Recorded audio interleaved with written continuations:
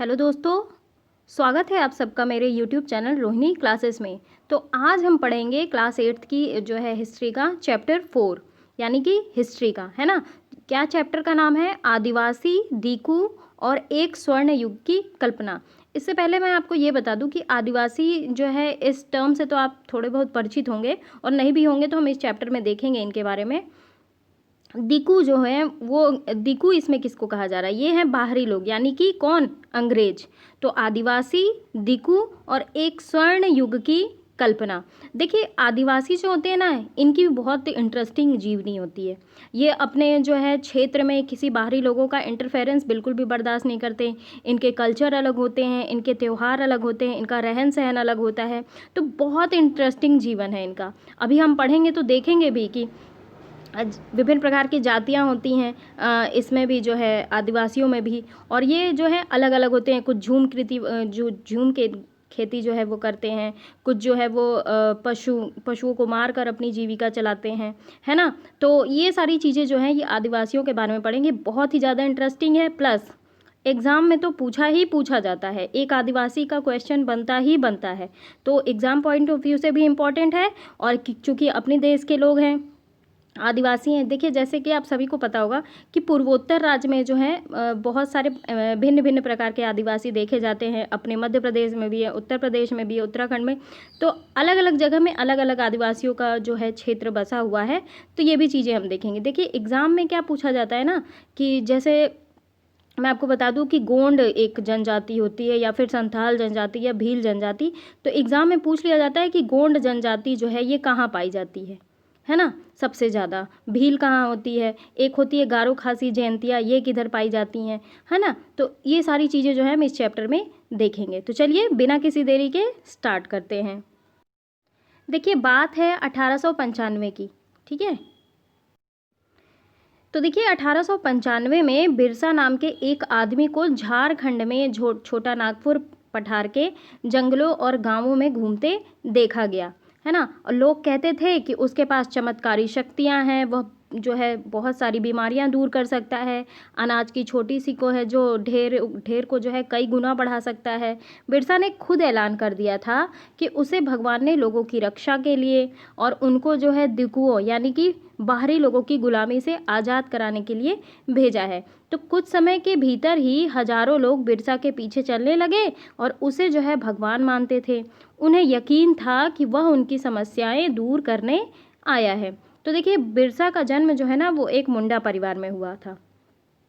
कई जनजातियां जो है विद्रोह भी करती हैं अपने इंटरफेरेंस के कारण, इसे भी हम देखेंगे आगे, है ना। तो बिरसा का जन्म कहाँ हुआ? एक मुंडा परिवार में। और ये एक जनजातीय समूह था जो कि छोटा नागपुर पठार में रहता था। अब देखिए, अब एक एग्जाम का क्वेश्चन जो है वो रेडी हो गया कि ये जो मुंडा जनजाति होती हैं ये किस क्षेत्र में पाई जाती थी?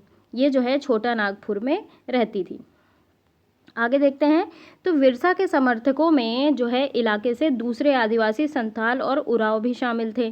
तो ये सभी जो है अपने आसपास आ रहे बदलावों और अंग्रेजी शासन के कारण पैदा हो रही समस्याओं से बेचैन थे। जैसे कि मैंने आपको बताया कि ये जो जनजातियाँ होती हैं ना, ये इंटरफेरेंस यानी कि अपने संस्कृति, अपने जहाँ रहन सहन में दूसरों का आना बिल्कुल बर्दाश्त नहीं कर सकती। तो वो इसीलिए बेचैन थी, क्योंकि उस समय अंग्रेज शासन जो है उनके कारण इनको समस्याएं पैदा हो रही थी और उनकी जो है परिचित जीवन पद्धति नष्ट होती दिखाई दे रही थी। आजीविका खतरे में थी और धर्म जो है उनका छिन्न भिन्न हो रहा था। तो देखिए, बिरसा जो है किन समस्याओं को हल करना चाहता था? जिन्हें दीकू कहा जा रहा था, यानी कि अंग्रेज। ये बाहरी लोग कौन थे? तो आपको साफ साफ समझ में आ रहा है कि ये अंग्रेज ही थे जो इनकी संस्कृति, रहन सहन को जो है नष्ट कर रहे थे। उन्होंने जो है इलाकों के लोगों को गुलाम कैसे बना लिया था। तो अंग्रेजों के राज में आदिवासियों के साथ क्या हो रहा था, तो आदिवासियों का जीवन किस तरीके के बदल रहा था, और इस अध्याय में हम और चीज़ों का जो है विवरण देखेंगे। देखिए, पिछले साल आपने आदिवासी समाजों के बारे में पढ़ा। ज़्यादातर कबीलों के जो है रीति रिवाज और रस्में ब्राह्मणों द्वारा निर्धारित रीति रिवाजों और रस्मों से बिल्कुल अलग थी। इन समाजों में जो है ऐसे गहरे सामाजिक भेद भी नहीं थे। यानी कि ये जो जाति पाति होती है ना, तो ये जो है इनमें नहीं होती है ऐसी कुप्रथाएं। तो ये जो होते हैं समाज के ऐसे सामाजिक भेद में नहीं थे जो जाति पर आधारित समाजों में दिखाई देते हैं। तो एक कबीले के सारे लोग कुटुंब के बंधनों में बंधे रहते हैं, इनके बीच जबरदस्त एकता दिखाई देती है। अगर एक पे अटैक होता है ना, तो सारी जनजाति मतलब सारे कुटुंब के लोग आ जाते हैं उन्हें बचाने। बहुत ज़्यादा मतलब एकता होती है। लेकिन इसका मतलब ये नहीं है कि आदिवासियों के बीच कोई आर्थिक या फिर सामाजिक फ़र्क नहीं था। आर्थिक और सामाजिक फ़र्क तो था। अच्छा, ये देखिए पानी से होते हुए जो है उड़ीसा की डोंगरिया जनजाति जो है वो जा रही हैं। देखिए यहाँ लिखा भी हुआ है कि उड़ीसा के डोंगरिया कंध कबीले की महिलाएं बाजार जाते हुए नदी से गुजर रही हैं। ये देखिए। अच्छा, ये जो जनजातियाँ होती हैं ना, इनका जीवन होता तो बहुत कठिन है, बहुत कठिनाई से ये जीते हैं, लेकिन ये अपने जीवन में अलग तरीके से मस्त रहते हैं। ये अपने जीवन को एंजॉय करते हैं, ये अपने रिचुअल्स को बहुत अच्छे तरीके से मानते हैं। इनके जो भी त्यौहार होते हैं उसमें एक साथ मिलकर त्यौहार मनाते हैं, है ना। और देखिए अब बात करते हैं कि किस तरीके से जीते थे जनजातीय समूह, है ना। तो 19वीं सदी तक देश के विभिन्न भागों में आदिवासी तरह तरह की गतिविधियों में सक्रिय थे। कुछ झूम खेती करते थे। अब आइए बात करते हैं कि झूम खेती होती क्या है। देखिए उनमें से कुछ समुदाय झूम खेती करते थे। तो झूम खेती जो है वो घुमंतू खेती भी इसे कहा जाता है। देखिए सबसे पहले मैं ये बता दूं आपको कि ये जो घुमंतू खेती का नाम दिया जा रहा है, तो ये देखिए ऐसी जनजातियाँ जाती थी, एक जगह जाती थी, वहाँ पे एक क्षेत्र के घास वगैरह को उखाड़कर जला दिया करती थी। फिर क्या करती थी, वहाँ पे खाद्यान्न फसलें उगाती, खाती, काट लेती, है ना, और फिर दूसरे जगह चल देती। फिर यही प्रोसेस जो है दूसरी जगह भी करती। तो ये तो घूम घूम के जो है जोना बोतना हुआ ना, तो ये जो है ये ऐसे ही घूम घूम के कृषि करती थी, इसीलिए इन्हें जो है घुमंतू खेती कहा जाता है। तो देखिए आगे बढ़ते हैं। तो इस तरीके से जो है खेती अधिकांशतः जंगलों में छोटे छोटे भूखंडों पर की जाती थी। तो ये लोग जो है ज़मीन तक धूप में लाने के लिए पेड़ों के ऊपरी हिस्से काट देते थे। क्या करते थे, जैसे आपको तो पता है कि जनजातियां जो है घने जंगलों में या फिर जंगलों साइड जो है निवास करती थी, तो धूप तो आती नहीं थी। तो धूप आने के लिए क्या होता था कि पेड़ों के ऊपरी हिस्से काट देते थे ये लोग, और ज़मीन पर उगी घास फूस जलाकर साफ कर देते थे। और जिसके बाद वे घास फूस के जलने से पैदा हुई राख को खाली ज़मीन पर छिड़क देते थे। तो ये राख जो है वो किसका काम करती थी, उर्वरक का। इस राख में क्योंकि पोटास होता था जिससे मिट्टी उपजाऊ होती थी। तो वे कुल्हाड़ों से पेड़ काटते थे, कुदालों से ज़मीन की ऊपरी सतह खुरच देते थे, और वे खेतों को जो है जोतने और बीज रोपने की बजाय उन्हें बस खेत में बिखेर देते थे, मतलब ऐसे ही फेंक देते थे बीजों को। तो जब एक बार फसल तैयार हो जाती थी तो उसे काटकर वे दूसरी जगह लिए चल पड़ते थे, और जहाँ से उन्होंने अभी फसल काटी थी वह जगह कई साल तक परती पड़ी रहती थी। अब देखिए घुमंतू किसान जो है मुख्य रूप से पूर्वोत्तर, यानी कि पूर्वोत्तर राज्य किधर हो गया, इधर मिजोरम अरुणाचल साइड है ना, मेघालय वगैरह जिधर है, तो ये पूर्वोत्तर राज्य और मध्य भारत की पर्वतीय व जंगली पट्टियों में रहते थे। तो इन आदिवासियों के समुदाय की जिंदगी जंगलों में बेरोक टोक आवाजाही और फसल उगाने के लिए ज़मीन और जंगलों के इस्तेमाल पर आधारित थी, और वे केवल इसी तरीके से घुमंतू खेती जो है वो कर सकते थे। अब आइए देखिए इन टर्म को भी देख लेते हैं। परती का मतलब क्या होता है कि ये जो है कुछ समय के लिए जब खेत जो है छोड़ दिए जाते हैं ना, तो उनकी मिट्टी जो है वो दोबारा उपजाऊ हो जाती है ना, इसीलिए इसको जो है कहते हैं परती। यानी कि बिना खेती जो है कुछ समय के लिए बिना खेती छोड़ दी जाने वाली ज़मीन, ताकि उसकी मिट्टी दोबारा उपजाऊ हो जाए। साल क्या है, ये एक पेड़ है। महुआ क्या है, एक फूल है जिसे खाया जाता है, शराब बनाने का भी काम होता है इससे। आगे बढ़ते हैं। तो देखिए कुछ शिकारी और संग्राहक थे, कुछ घुमंतू थे और कुछ जो है शिकारी और संग्राहक थे। देखिए बहुत सारे इलाके में आदिवासी समूह जो है पशुओं का शिकार करके और जो है वन्य उत्पादों को इकट्ठा करके अपना काम चलाते थे। आप सभी को तो पता ही है कि वन से हमें एक नहीं हजारों चीज़ें प्राप्त होती हैं। उसी वन से फल प्राप्त होते हैं, लकड़ियाँ प्राप्त होती हैं, पत्ते प्राप्त होते हैं, फल फूल सब चीज़ प्राप्त होते हैं, है ना। तो वो जंगलों को जो है अपनी ज़िंदगी का बहुत ज़रूरी हिस्सा मानते थे। तो उड़ीसा के जंगलों में रहने वाले एक खोंड समुदाय, अब ये चीज़ आपको और पता चल गई। छोटा नागपुर में कौन थे, मुंडा, और उड़ीसा में खोंड समुदाय, ध्यान रखेंगे, खोंड समुदाय इसी तरीके का एक समुदाय था। और इस समुदाय के लोग टोलियां बनाकर शिकार पर निकलते थे, जो हाथ लगता उसे आपस में बांट लेते थे। और वे जंगलों से मिले फल और जड़ें जो है वो खाते थे। खाना पकाने के लिए वे साल और महुआ के बीजों के तेल का इस्तेमाल करते थे। और इलाज के लिए वे बहुत सारी जंगली बूटियों का इस्तेमाल करते थे और जंगलों से जो है इकट्ठा हुई चीज़ों को स्थानीय बाज़ारों में बेच देते थे। तो जब भी स्थानीय बुनकरों और चमड़ा कारीगरों को कपड़े और चमड़े की रंगाई के लिए कुसुम और पलास की ज़रूरत पड़ती थी, तो वे जो है खोंड समुदाय के लोगों से ही कहते थे। अब आपको ये पता चल गया होगा कि खोंड समुदाय कहाँ पाई जाती है, वो पाई जाती है उड़ीसा में। आइए हम थोड़ा सा मैप देख लेते हैं। ये देखिए, मैप में आपको साफ साफ दिख रहा होगा कौन सी जनजाति कहाँ कहाँ पाई जाती है। अब देखिए, हम देख रहे हैं सहरिया और भील, ये पोर्शन है राजस्थान का। तो सहरिया और भील कहाँ पाए जाते हैं, राजस्थान में, है ना। ये भोटिया देखिए, ये उत्तराखंड है, तो भोटिया जो है वो उत्तराखंड में पाई जाती है। गारो, खासी, जयंतिया ये जो हैं ये मेघालय की जनजाति हैं। देखिए, संथाल, मुंडा और उराव ये जो है झारखंड की जनजातियां हैं। मध्य प्रदेश की जनजातियां भी देख लेते हैं, बैगास, बंजारा और गोंड। महाराष्ट्र में एक जनजाति है बंजारा, है ना। और जो है देखिए छत्तीसगढ़ में बैगास, मारिया और गोंड। देख लीजिए आंध्र प्रदेश में कोया, बंजारा और गोंड। और उड़ीसा में देखिए पराजा, बोंडा, कंढा, कोया, संवारा, खोंड, है ना। नीचे देखिए केरला में कौन सा, माला और इरुलर। ये सारी जनजातियां जो है विभिन्न क्षेत्रों में पाई जाती हैं। अब चलिए आगे देखते हैं। तो इन समुदायों को जो है ना चावल और अन्य अनाज कहाँ से मिलते थे। कई बार तो चीज़ों की अदला बदली से काम चल जाता था। जैसे आप सभी को पता है कि पहले जो है यानी कि ऋग्वैदिक काल से ही वस्तु विनिमय प्रणाली का कॉन्सेप्ट था। अब ना आया है पैसे का लेन देन। पहले क्या था कि एक वस्तु के बदले दूसरे वस्तु ली जाती थी, तो लेन देन का यही सिलसिला रहता था। तो क्या होता था कि चीज़ों की अदला बदली से काम चल जाता था। वे अपने कीमती वन उत्पादों के बदले दूसरी ज़रूरत की चीज़ें ले लेते थे। तो कई बार उन्हें ज़रूरी चीज़ों खरीदने के लिए जो है अपनी मुट्ठी भर आमदनी का सहारा लेना पड़ता था।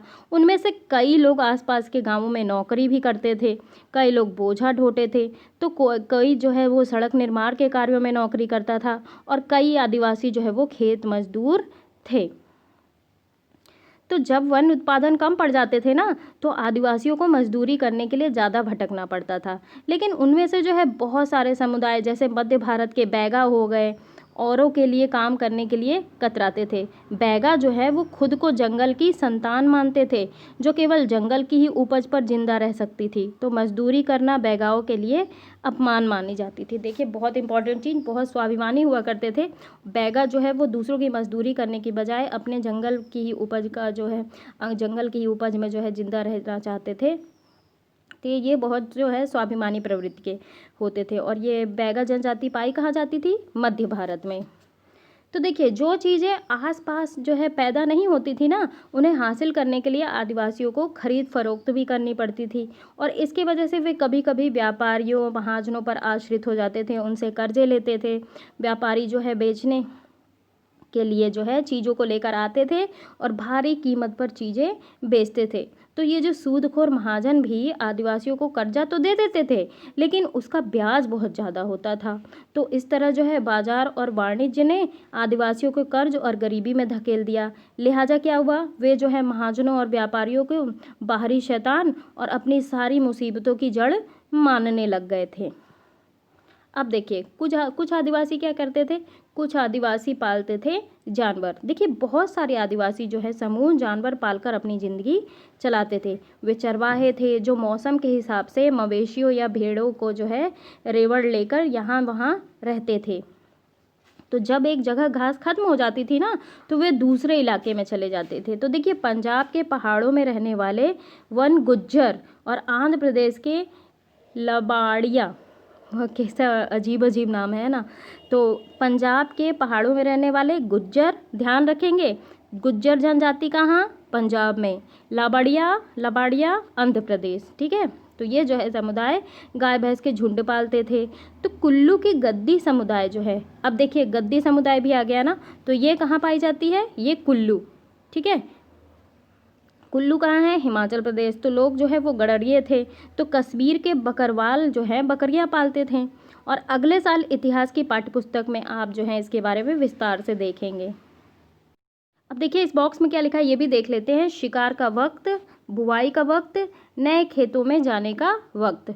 तो देखिए क्या आपने कभी इस बात पर ध्यान दिया है कि विभिन्न प्रकार के समाजों में रहने वाले लोगों का काम और समय के बारे में समझदारी एक जैसी नहीं होती। विभिन्न क्षेत्रों में रहने वाले घुमंतू आदिवासियों और शिकारियों की जिंदगी एक खास क्रम और मर्द औरतों के बीच कामों के बंटवारे से चलती थी। देखिए ब्रिटिश मानव विज्ञानी वेरियर एल्विन ने 1930 और 40 के दशक में कई साल मध्य भारत के बैगा और खोंड समुदायों के बीच बिताए। तो एल्विन ने लिखा है कुछ अंश, आइए देखते हैं। चैत में औरतें जो हैं इकट्ठा करने और बचे खुचे ढूंढों को काटने में जाती थी और पुरुष जो है बड़े पेड़ों को काटते थे और शिकार पर जाते थे। शिकार पूरे चांद के समय पूर्व में ही शुरू हो जाता था। शिकार के लिए बांस के फंदों का इस्तेमाल करते थे। औरतें सागो, इमली और मशरूम यानी कि जिसे कुकुरमुत्ता कहते हैं फल बीन कर लाती थी। और बैगा औरतें या तो केवल जड़ें या फिर कंद इकट्ठा करती थी या महुआ के बीज इकट्ठा करती थी। और जो मध्य भारत के आदिवासी थे में जो बैगाओं का सबसे अच्छा शिकारी माना जाता था, यानी कि बैगाओं को सबसे अच्छा शिकारी माना जाता था। बैसाख में जंगलों को जलाया जाता था। औरतें अधजली लकड़ियों को जो है ईंधन के लिए बील लाती थीं। आदमी शिकार पर जाते थे लेकिन गांव से दूर नहीं जाते थे। आगे क्या लिखते हैं ये भी देखते हैं। जेठ में बुआई होती थी। जेठ मतलब ये जो मई का महीना होता है ना उसे जेठ कहते हैं। तो जेठ में बुआई होती थी और शिकार चलता रहता था। आषाढ़ में यानी कि जब बारिश का टाइम आता था, आषाढ़ अभी तो सावन चल रहा है, सावन से पहले आषाढ़ आता है ना, तो आषाढ़ से भादों तक जो है मर्द खेतों में काम करते थे। क्वार में फलियां आने लग जाती थी और कार्तिक यानी कि जब दीपावली आती है यानी कि अक्टूबर नवंबर में, तो कार्तिक जो है कार्तिक में कुटकी पक जाती थी और अगहन में सारी फसल तैयार हो जाती थी। मतलब दिसंबर में अगहन में यानी कि फसल तैयार हो जाती थी। और पूस में फटकन किया जाता था। नाच गाना और शादियां भी पूष के महीने में ही होती थी। माघ में यानी कि माघ में जो है पुरुष नए बेवड़ की तरफ चल देते थे और इस दौरान शिकार व चीज़ों का संग्रह ही जीने की मुख्य गतिविधि होती थी। तो ये जो चक्र है पहले साल का होता था, दूसरे साल जो है शिकार के लिए ज़्यादा समय मिल जाता था। क्यों? क्योंकि केवल कुछ फसलों की ही बुआई कटाई होती थी, क्योंकि भोजन काफ़ी होता था और इसलिए पुरुष जो है वो बेवड़ों में ही रहते थे। तीसरे साल में क्या होता था, भोजन के लिए वन उत्पादों का भी ज़रूरत पड़ने लग गई थी। तो ये लिखा है वेरियर एल्विन ने। अब देखिए ये जो बेवड़ होते थे ना, ये होते हैं मध्य प्रदेश की घुमंतू खेती करने के लिए इस्तेमाल होने वाला शब्द है ये। अब हमने देख तो लिया कि कुछ लोग शिकार करते थे, कुछ लोग झूम खेती करते थे, तो कुछ लोग जो है एक जगह खेती करते थे। आई 19वीं सदी। तो 19वीं सदी के पहले जो है ना बहुत सारे जनजातीय कबीले एक जगह टिककर खेती करने लगे थे। वे बार बार जगह बदलने की बजाय, अब भाई जगह बार बार बदलेंगे तो दिक्कत तो आएंगी ही ना, हमें आवास बनाना पड़ेगा, रहने के लिए वे सुविधाएं व्यवस्थाएं करनी पड़ेंगी। तो कुछ लोग जो हैं वो बार बार जगह बदलने की बजाय साल दर साल एक ही जगह पर खेती करते थे। वे हलों का इस्तेमाल करने लगे थे। धीरे धीरे विकास तो होता ही है और धीरे धीरे जो है उन्हें ज़मीन पर अधिकार भी मिलने जा रहे थे। तो बहुत सारे समुदाय में छोटा नागपुर के मुंडाओं की तरह ज़मीन पूरे कबीले की संपत्ति होती थी। तो कुल के सभी जो सदस्य थे उन मूल निवासियों के वंशज माना जाता था जिन्होंने सबसे पहले आकर ज़मीन को साफ किया था। लिहाजा ज़मीन पर सभी का बराबर हक होता था। फिर भी अक्सर ऐसा होता था कि कुल के कुछ लोग जो है औरों से ज़्यादा ताकत जुटा लेते थे। कुछ जो है मुखिया बन जाते थे और बाकी उनके अनुयायी, मतलब जो ताकतवर होते थे वो तो खुद को खेती करने की बजाय अक्सर अपनी ज़मीन बटाई पर दे देते थे। तो ब्रिटिश अफसरों को गोंड और संथाल जैसे एक जगह पर ठहर कर रहने वाले आदिवासी समूह शिकारी संग्राहक घुमंतू खेती करने के वालों के मुकाबले ज़्यादा सभ्य दिखाई देते थे। तो जंगलों में रहने वालों को जो है जंगली और बर्बर माना जाता था।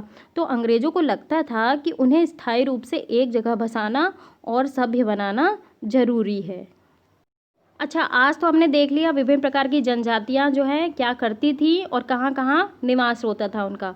अब हम अगले वीडियो में देखेंगे औपनिवेशिक शासन से आदिवासियों के जीवन पर क्या असर पड़ा।